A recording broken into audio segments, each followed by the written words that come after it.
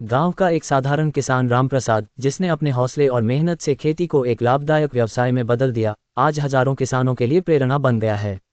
रामप्रसाद उत्तर प्रदेश के एक छोटे से गांव में रहते थे। उनके पास केवल 2 एकड़ जमीन थी और परिवार की जिम्मेदारी उनके कंधों पर थी। शुरुआत में रामप्रसाद परंपरागत तरीके से धान और गेहूं की खेती करते थे, लेकिन जलवायु परिवर्तन, समय पर सिंचाई की कमी और कीटनाशकों के बढ़ते खर्च के कारण उन्हें बहुत नुकसान हुआ। वह कर्ज में डूबते जा रहे थे और खेती छोड़ने का विचार कर रहे थे।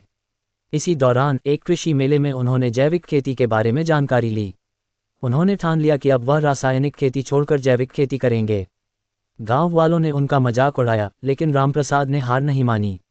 उन्होंने इंटरनेट और कृषि विशेषज्ञों से जानकारी लेकर गोबर खाद, वर्मी कंपोस्ट और नीम के कीटनाशकों का उपयोग करना शुरू किया। शुरुआत में उन्हें थोड़ी कठिनाई हुई, लेकिन धीरे धीरे उनकी जमीन की उर्वरता बढ़ने लगी और फसल की गुणवत्ता में सुधार हुआ। अब उनकी सब्जियां और अनाज बाजार में अच्छे दामों पर बिकने लगे।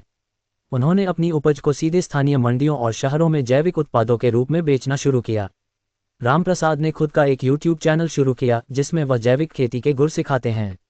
आज उनके लाखों फॉलोअर्स हैं और कई युवा किसान उनसे प्रेरणा लेकर जैविक खेती की ओर अग्रसर हो रहे हैं। उनकी मेहनत और लगन को देखते हुए राज्य सरकार ने उन्हें श्रेष्ठ किसान पुरस्कार से सम्मानित किया।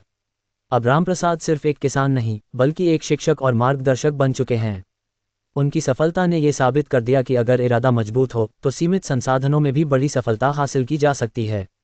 रामप्रसाद का सपना है कि हर किसान आत्मनिर्भर बने और खेती को एक सम्मानजनक और लाभकारी व्यवसाय के रूप में अपनाए। अगर आप इस कहानी को किसी विशेष राज्य, फसल या किसान के नाम से जोड़ना चाहते हैं तो बताइए, मैं उसे कस्टमाइज कर दूंगा।